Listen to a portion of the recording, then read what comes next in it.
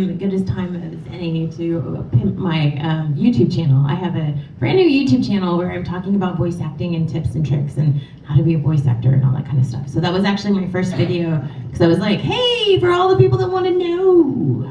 So I don't have a spiffy new name yet because it's really brand new, but if you look up my name on YouTube, I'm sure it'll pop up. I have one tip that I think helps a lot. Is if you just turn on the TV and you turn on, or the what do you call it here? But TV, they call it the TV.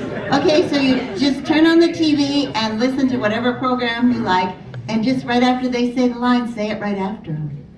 And just keep doing that. Hear a line, say it right after, and just keep saying each line, and pretty soon you'll be like, yeah, it works. Well, what Eric was saying too, if you get a lot of theater training, yes. Most of our best actors come from theater. So, because when you're in a booth, you don't have an audience, right? But if you have years of theater training, you know how to say something to get a reaction out of people. And that comes in really handy when you're just you and the director who's trying not to laugh so it doesn't ruin your take. And you know how to become a character. That's true too. You know how to immerse yourself into another person.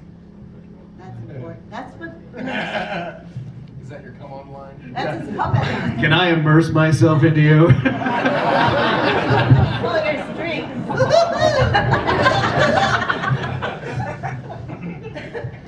All right, who's next? Let's go in the back. No, the other guy standing up with his hand in the air. If you had any opportunity to be a villain from Dragon Ball, who would it be? And Linda, you can't say for either. Villain from Dragon Ball. Vegeta. Yeah. He's an anti-hero. No, he's not. Somebody's got some daddy issues. I'd be Boo. I'd be Boo. I have to agree. I think Boo is like the winner because he gets to eat all the sweet treats and turn people. And you get to talk like the Pillsbury Doughboy. That's fun. The treats.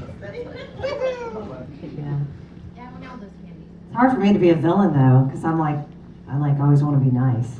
But that would be a challenge, you know. I know when I was in plays growing up, I remember the theater, I was in Sleeping Beauty, and then the next year they did Alice in Wonderland, and they were like, you are going to go from Sleeping Beauty to Alice in Wonderland, and you're going to be the Queen of Hearts. We're going to force you to learn how to be mean. So I had to be the Queen of Hearts. Oh, for that! You know, it was so hard, but it's a challenge. So. Oh, talking about forcing to be mean, when I first started doing Frieza, Chris Sabat said I wasn't mean enough, you know? Chris, yeah. Yes, he says, you just need to be meaner. And he knew I was going through a terrible divorce. And he said, just picture everyone that you're fighting as your ex-husband. So I started doing that. And I started getting meaner and meaner. And plus it was therapy. So it was really great. Get it all out of your Voice system. acting is therapy. It is? Yeah, I do a lot of screaming. Oh, yeah. Primal scream therapy for boy, Dragon Ball Z. Get it And out. One Piece. Oh my god. It's the worst. Who likes screaming? So Sonny asked if I scream a lot with my character in One Piece, and I play Sanji in One Piece. And the problem with Sanji, lately especially, is that he doesn't not scream. It's everything is screamed constantly, and it's all dialogue scream. And like, so it's different. Like you scream as Trunks through a power-up or something, and it's you know, that kind of stuff. And that's not actually that difficult because it's just noise, right? But when you have to verbalize things through a scream, it's exhausting. I come home at the end of a Sanji session way more tired than after a Dragon Ball session. Yeah, same with me with Usopp. Because Krillin talks like this, and I can do that all day long, right? But if you add that hitch that Usopp has in his voice and the volume he tends to speak, hey Luffy, I know you're standing right next to me, how are ya?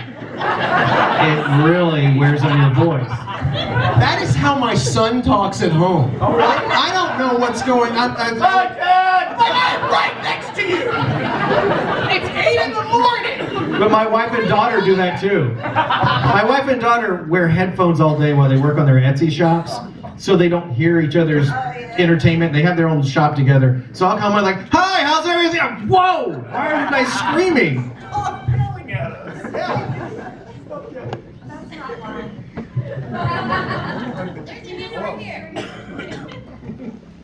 Me? Oh, sorry.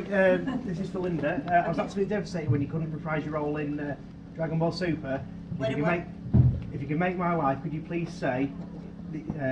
Sorry, let me just find it a minute. I thought you were pointing to somebody else. Sorry.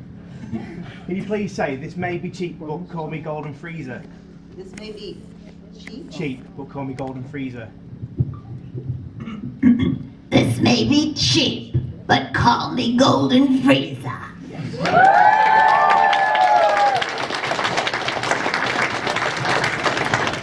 Hey, my husband's back there. You got a question? He's like, is this what you do? Yeah, he's like, is this what you do? That's his question. Okay, whose question?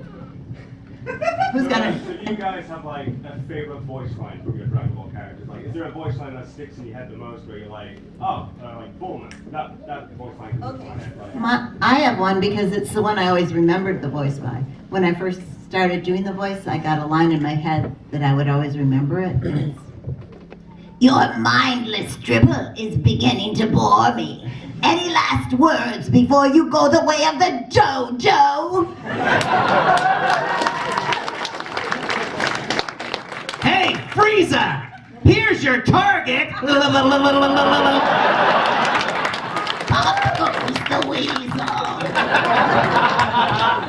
There you go. I think my favorite, have you guys seen Battle of Gods? I hope so. Okay. Yay! So, you know, Bulma's birthday party, and these two alien creatures, at the time we think anyway, come down, and it's Beerus and Whis, and Vegeta's freaking out because Bulma's like trying to chat him up, and she's a little drunk. And so he's like, don't worry, it's my friends, go back to the party. And so she turns around to the rest of the party and she goes, hey, you guys! Vegeta has friends. And like laughs as she's walking back. But the best part was that Sabat was standing there because he was directing the movie, and I got to say it right into his head. And that's great because Chris Sabat, he has no friends. Regular session. Chris has no friends. Monica smashed. Another day in the life. do you have a favorite line, Eric? Like, do you have a favorite line? No. It's not that I don't have a favorite line, it's that everything moves so fast, I just don't, I'm not very smart. So I don't retain a lot. I have a favorite line you've said. I have a favorite Eric line. Oh, good. When we first started doing tours and signing together, people would go, do a line from the show, do a line from the show. And he'd always said the same one. You're about to see what it's like to face a real Super Saiyan. I heard that so many times. And mine was, Mondo cool, just over and over. You're about to find out what it's like to fight a real Super Saiyan.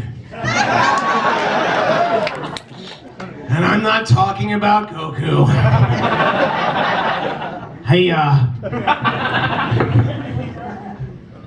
I had most of my favorite lines were from when I played Goku in Dragon Ball because he was just so slapstick funny and so innocent, and just some of the ones that I like the best is like when he was talking to, well, I guess, let's see, Mike McFarlane played the role of, what's the guy? Yajirobe? No, Master Roshi? Master Roshi, and he was always like, go get me a girl, you know, and he was always asking, Really? yeah. It's in my porn. And so he'd come in and go, Yoo-hoo, Master Roshi! There's a girl downstairs. and then that, and when he walked out of the bathroom, and of course it stinks, and like Goku's like, you're stinky. So, you know, just little Goku lines were my favorite. Just so innocent and cute. So, super fun. Love it. You had your hand up. What's your view on Team 4-Star's view of Dragon Ball? Oh, what is this? Team 4-Star? Oh, Team what is Four that? Star. Team Four Star. Oh, the abridged one. What is that? I think it's funny. I think it's funny. I know what it is. The things I've seen, I just thought I cracked up. Krillin own count's hilarious. I don't watch the Team 4-Star stuff, but I do like. Is that because you're an adult again? Is that what you're saying? Yeah, that's true. See, I'm a grown up, so I watch things like children's shows. I'm not kidding. No, I like Team 4-Star. I like what they do. I don't watch it mainly because it's just not the kind of stuff I watch, you know. But I like what they did, because what they did is before Super and all the movies, these guys took this property that was loved by so many people and made fun of it in a nice way, and kind of took something that was fading and made it relevant again. Yes. And I respect that and appreciate that, and Kept it alive. it kept it alive. You know, I think Team 4-Star, at least what they were doing, had a hand in regenerating it, the support of the show enough to get the movies made, therefore to get Super made, and you know, to boot, they're actually really nice, very talented guys. Yeah. They have their own studio now. Yep. They're, I think they're getting their own anime to dub. And if they do, we should get our own show that parodies their show. We call it F Team 4-Star, and then we just like parody all the shows they produce. Oh my God! Yes! Okay. Doesn't go any further than this room. No. You're all in on it. We'll That's sign right. a non-disclosure agreement before you leave. Right, everyone who's watching this on YouTube right now, y'all, it's a secret. What? Not a secret. What? Question. So, have you ever met any voice actors that play the same characters as you in other languages, and what do you think of their versions? Okay, I've met Mr. Nakao. You know, he plays Japanese Frieza, and he plays all different parts, but he is the nicest, kindest man, and every time I see him, he brings me gifts. He is so nice, and we'll do like a panel together, and even though we don't even understand each other, we'll have a translator, but we sort of understand each other just by our motions and everything, and we become close friends.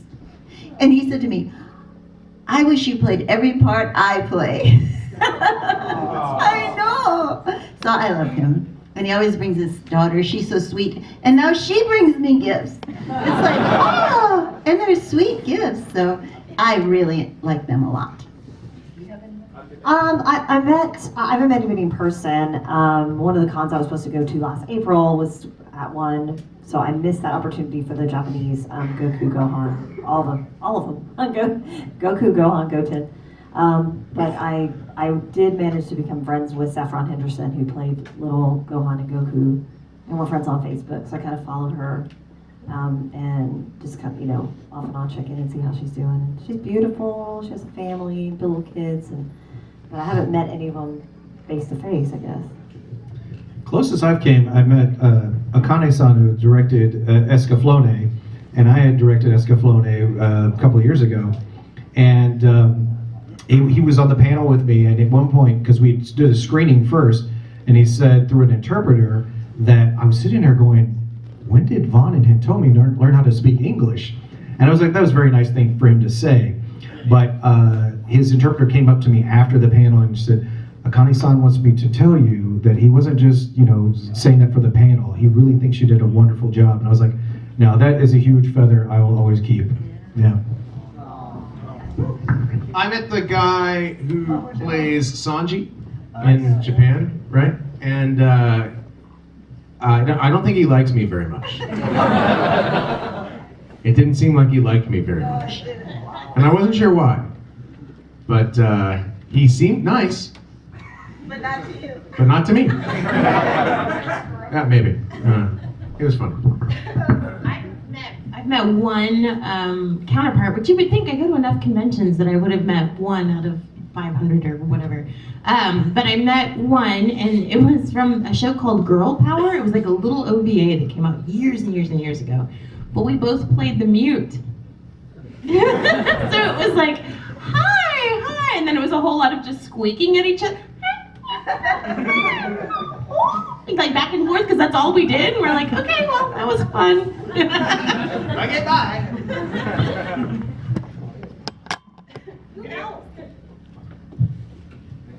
Yeah, we go first.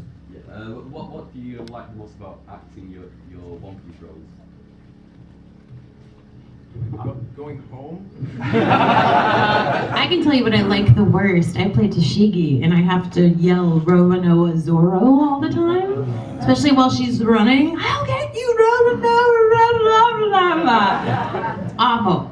What I like about all of the One Piece characters is like, especially Usopp, you think is a just comedic relief, you know, and yet he's so deep, and all the characters have such rich histories, and they all get a chance to be emotional.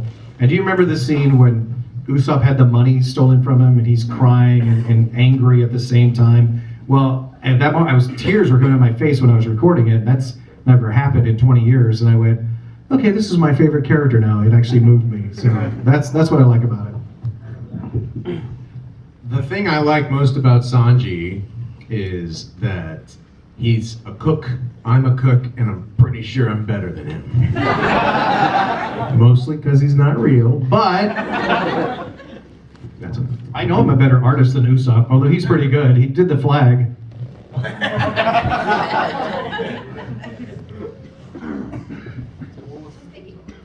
I'm not picking. I'm not doing it anymore. Okay. What's the hardest thing about your voice acting? The hardest thing? Strain. Strain on the voice. I'm screaming and yelling for hours and hours and hours and weeks of fun. And having to go in when you're sick, because I had to do that last week. That was not fun. You got to get it. Things have to come out on time, you know. So if you're sick, sometimes you have to come in anyway. Tear your throat up a little bit. Just heal it up. Sleep. Lots of water. Get better. A friend of mine's a vocal coach, and when I first got Usopp, she was saying, okay, if it's a really bad thing, what you need to do is warm up. Then you record him, and then wait 4 hours and warm up again. And I said, oh, okay, that sounds good. She says, well, what does the voice sound like? I went, oh, it's something like this. And she goes, don't do that voice. And I said, I've got to do that voice. She goes, really? She says, okay, then don't talk for a whole day after you do it. That'll be funny if you did, though. That'll be very funny if you did. Yeah. I like a burrito supreme. And some nachos. Extra onions. Did you hear me? More questions? Do any of you, are any of you on to date with Dragonball Super? And if you are, I think it's going to end. I don't watch ahead of time. I know you can, but I don't. Nope. I like to be surprised and live in the moment. Yeah, I think most of us as actors like to be, like to see it as it happens. I do know that like people like to come up to me and go, "You're never gonna guess," and so I know a lot of what's gonna happen in the future. But at the same time, I think most of us like to be surprised. Occasionally, I read manga from animes that I'm in. Like I read Full Metal Alchemist just to get an idea of what Hughes was like and everything. But he's actually was more fully fleshed out in the TV version. How long was the panel going? Yep. Like forever? I'm just kidding. It's never gonna end. You want to say something? Yeah. Thank you. You get a mic. I get a mic again. So guys, I'd like to give a round of applause for our guests. That was a terrible ending. Let's just take one more question just so we don't end that way. Okay. But you have to fight for it. You against you against you, then we'll pair up the winners from those two. Then you two will take the winners from that. All right, what is your question there? My question is, sorry, sit down first. Actually, do you want to stand up or sit down? Stand up. Stand up. No, sit down. Sit down. You're right. You were right the first time. No, stand up. Stand up. Please stand up. Sit! No, sit back down. Much better. All right, anybody else have a question? That was good, thank you. No, I'm kidding. What's your question? Stand up. Sorry, just want to know is, when you're experiencing Dragon Ball, what was your favorite moment as a character or looking at show involved as Dragon Ball Z or both Dragon Ball and Dragon Ball Z? Yeah, sit down. What was that question the little boy had? What's your question? Why is Frieza so evil? Good question! That's a good question! Why? I've asked myself that many times. No, I think because Frieza is a little insecure. So, Frieza tries to be so evil and so mean just to control everybody. But really inside, because I remember one time when Frieza died, Frieza was just crying and so pitiful. So he wants to take over the world? Yeah, of course. I know. Yeah, you really are a deep thinker there. You think about those characters. But one time, Christopher Sabat and I did a commercial as Vegeta and Frieza, and they made friends and they went to go get a Coke together. It was a, it was just a, what are those announcements that are just... Bumpers.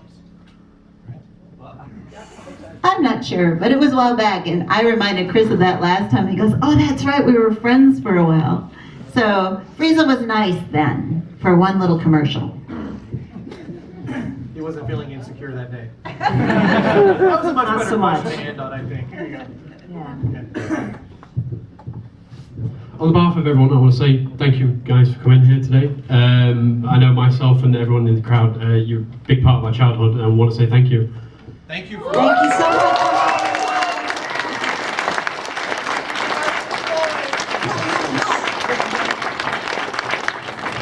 So coming up in a moment is the autos and photo session. I'll give you guys a few minutes break. So guys, thank you so much for being being patient for the day. I apologise for... Hello? Oh, there we go. I apologise that we are running a bit behind, but we are trying to catch up with that. So thank you for that, guys, and thank you again.